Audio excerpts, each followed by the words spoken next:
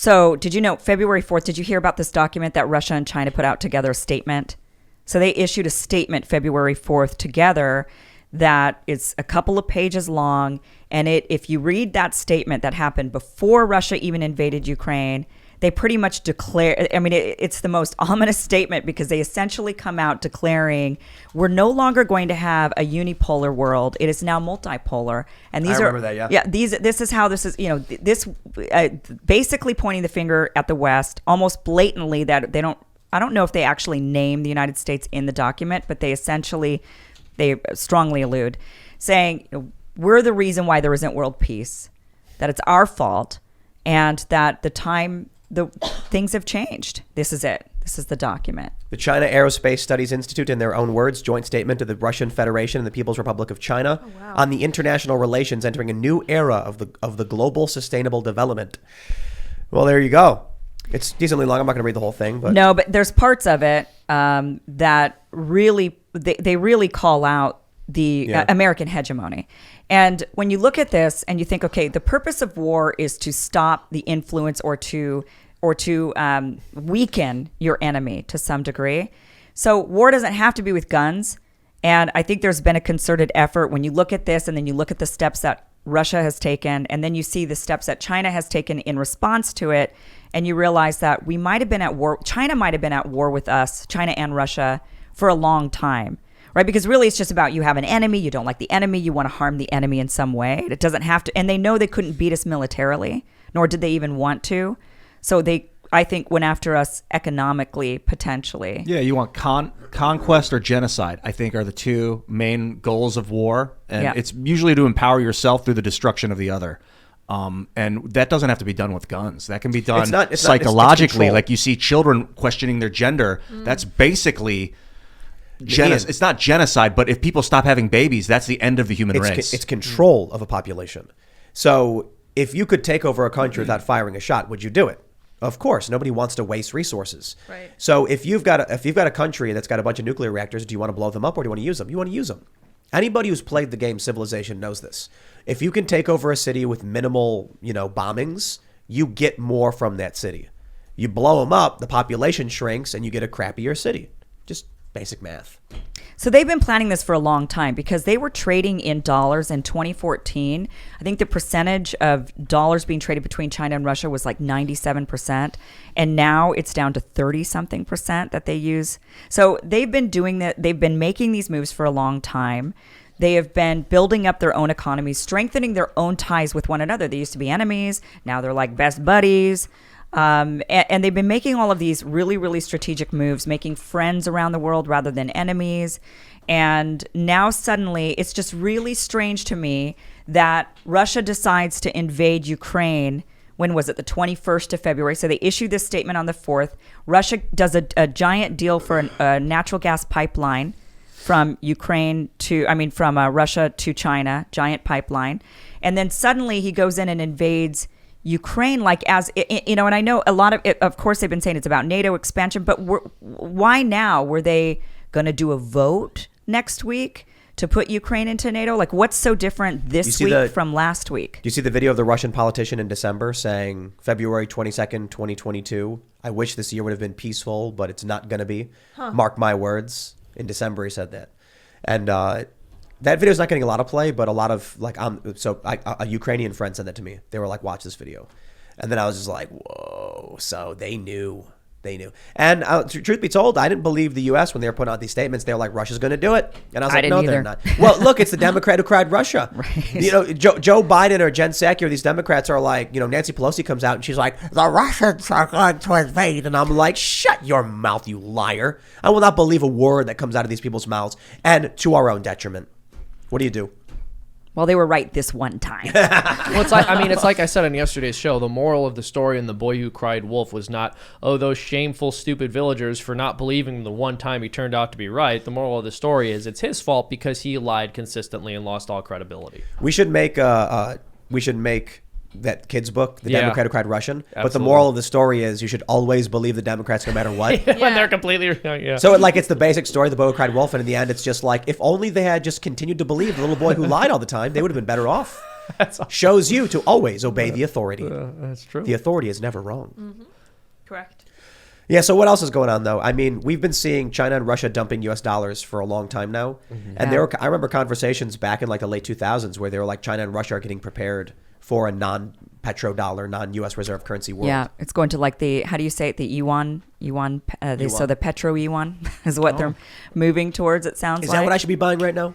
Maybe. Well, Maybe. And isn't it so sad that the elites in our country are so unbelievably irresponsible and corrupt that we don't even want to hold on to our own currency because we all basically believe it's going to collapse, and we're actively watching it lose 8%. a large portion of its value. Yeah. Yeah, Only 8%. That's what we're being told. I think it was March 2020 when they first did that print. Was it 1.2 trillion? Maybe it was April 2020. That was when I gave up on the U.S. dollar. I was like, wow. Okay, I've known the Federal Reserve's busted the economy and that fiat's nuts and that the American military-industrial complex is overreach, but it never really struck me until March 2020. Like, wow, they're just going to keep printing money. It was, from what I understand, it was they were giving $450 billion to the Federal Reserve to leverage out in $4.5 trillion in loans, just completely flooding the market.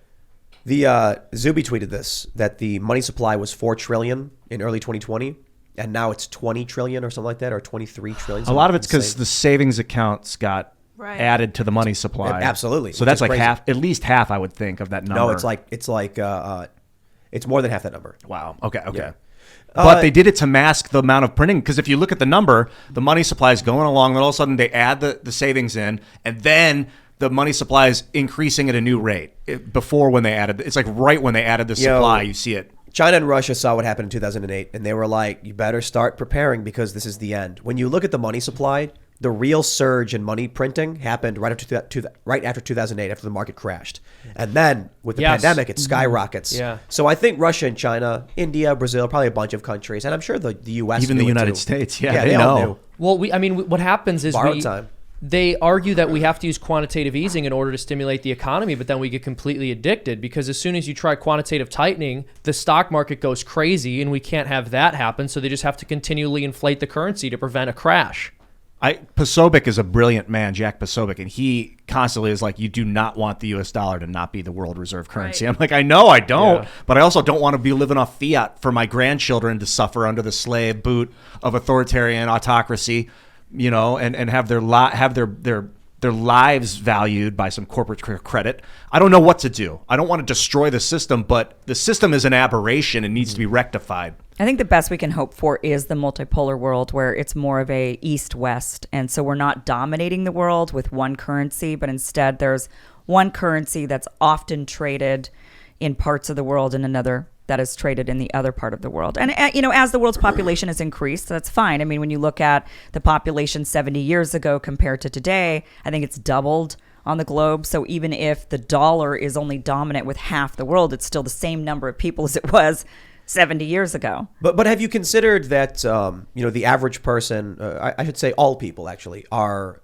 stupid, and that we should control them with a small council of elites who have inherited their power, and then reset the whole system, and then take everything these people own away from them.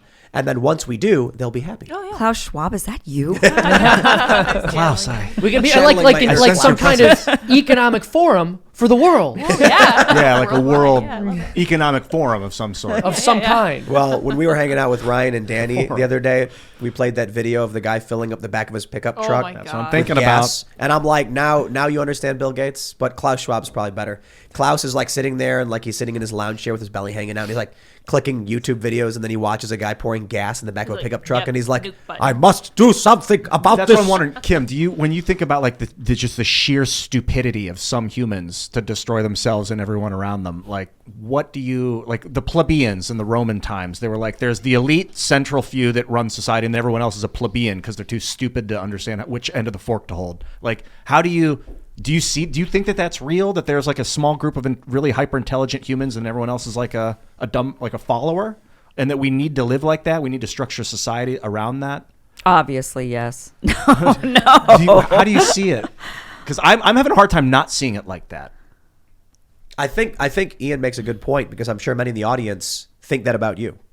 No, but I'm not saying it to be funny. Like, Sure, there's a lot of people. There's who are like, you're I think in Ian's this wrong. situation. You're the leader. I'm the follower. It's very No, I mean, specific. what I mean is there are a lot of people who are like, I think Ian has bad ideas. You know what I mean?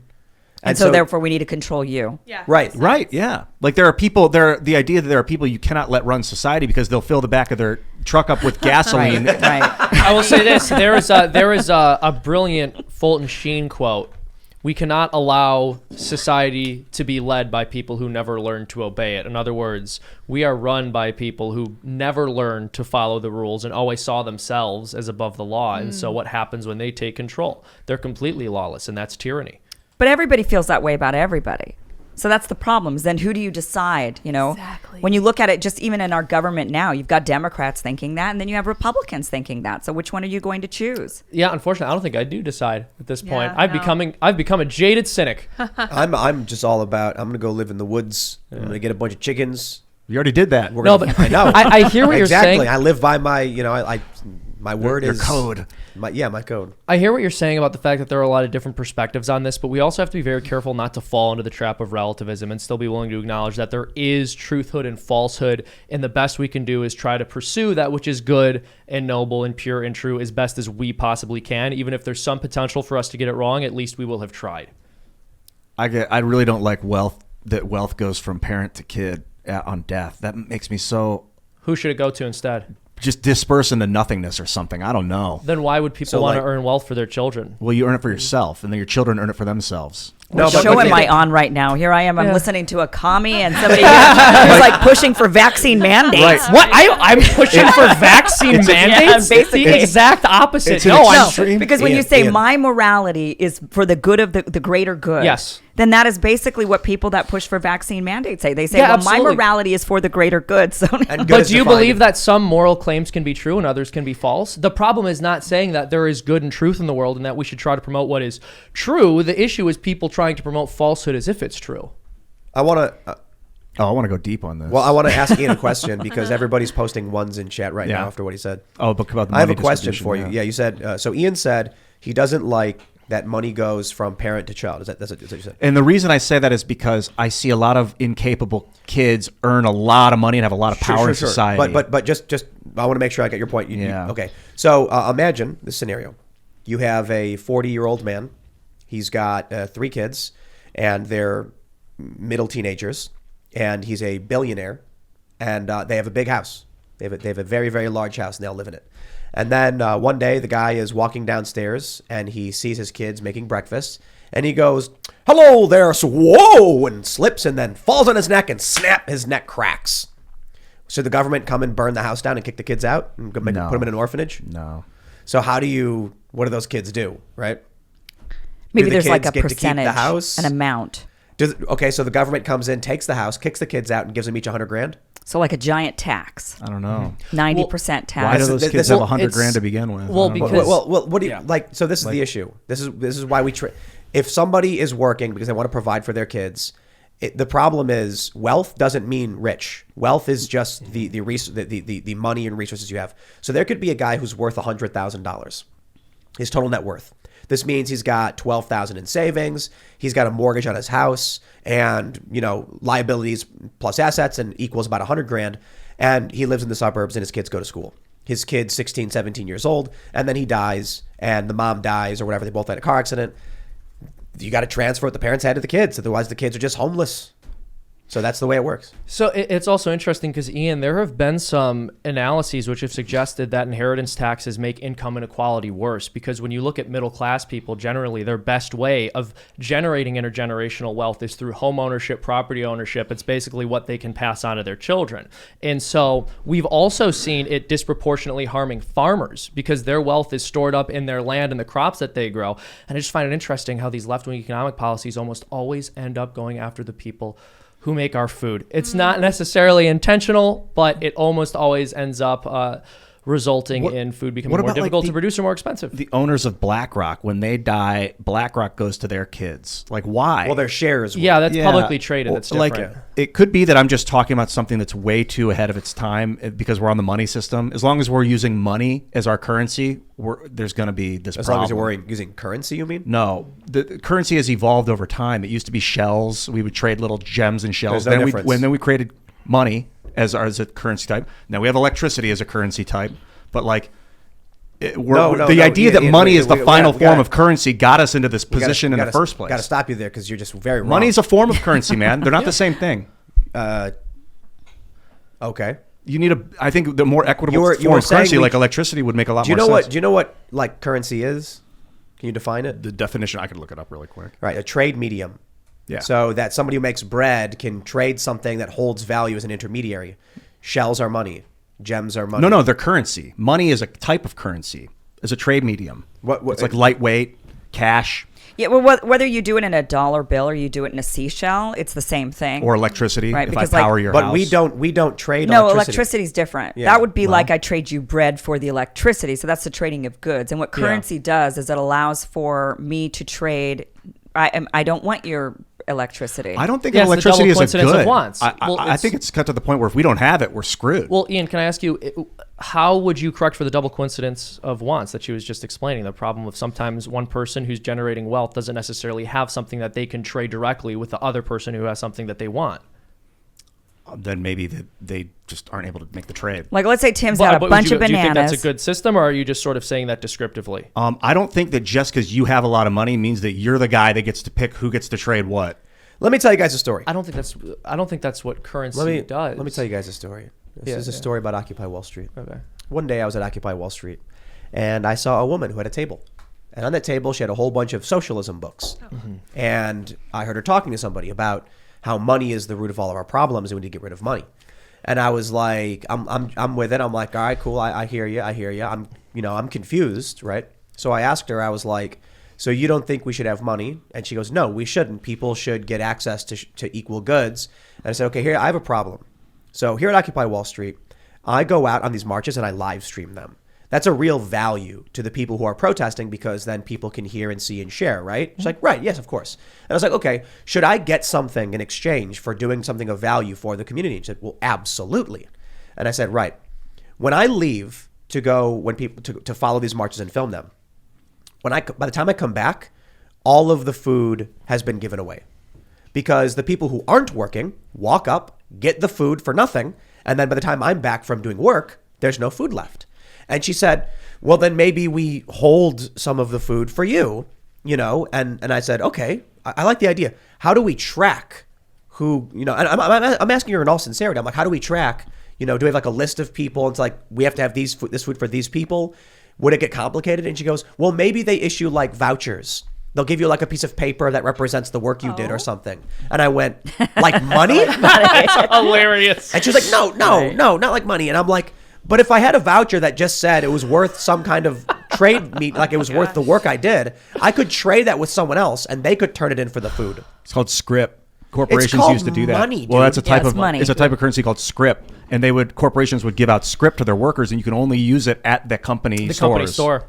Yeah, but if I don't want to buy from that company's store, right? That's the problem, and that's why we have currency. We have money that we can use so that I could, if I don't want Tim's bananas, but he wants what I've got, bread, and you've got gems to sell me to make jewelry or something. I don't want all these things, and so we trade in money in order to get those things. The downside is even the the rich Federation guy can get a big loan and have all this funny money that he can buy all this stuff. Because he had access to the dollars, to the money. But it's like, money, what's the value of money, really? The Galactic Federation uses credits.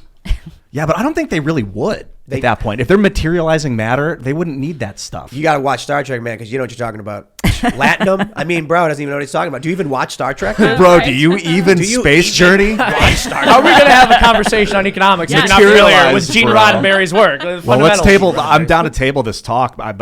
I actually pulled up a few of the key differences between money and currency because I was like, this is a great question.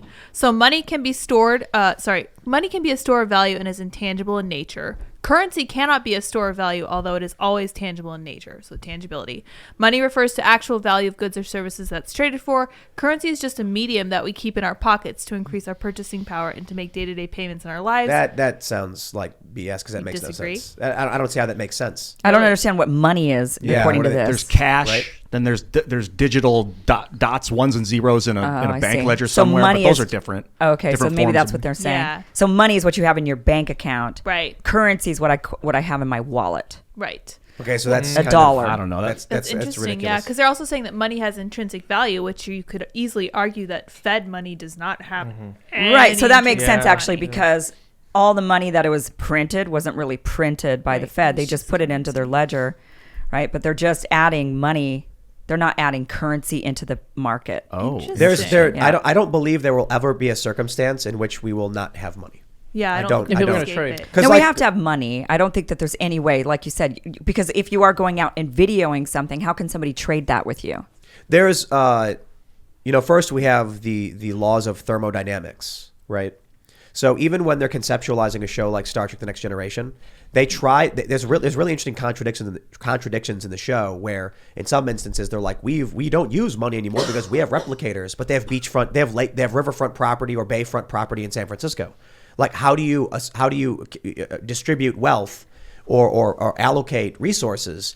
So I don't know how that would make sense, living in a Star Trek style future with no money, but someone gets to live on the bay. No, there's value there. Also- and people will strive and say, how do I do something to earn more? Is it appointed to you? Well, communists have tried arguing Star Trek is communist, and they explained this is one of the reasons why. The problem is in the actual show, they couldn't overcome logical fallacies or logical plot conundrums without explaining the use of money.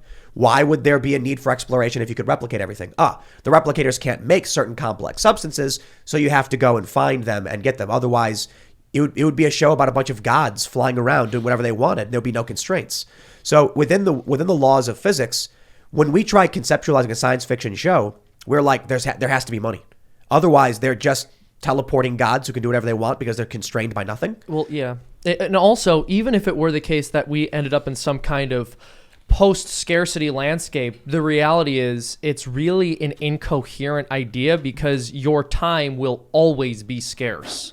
There's always going to be an opportunity cost to everything you do. Post-scarcity isn't even, like I said, it's not a coherent concept in this world. I believe your time is your most valuable resource, way more than any amount of money you could be given on birth. So like what you do with your life is the value.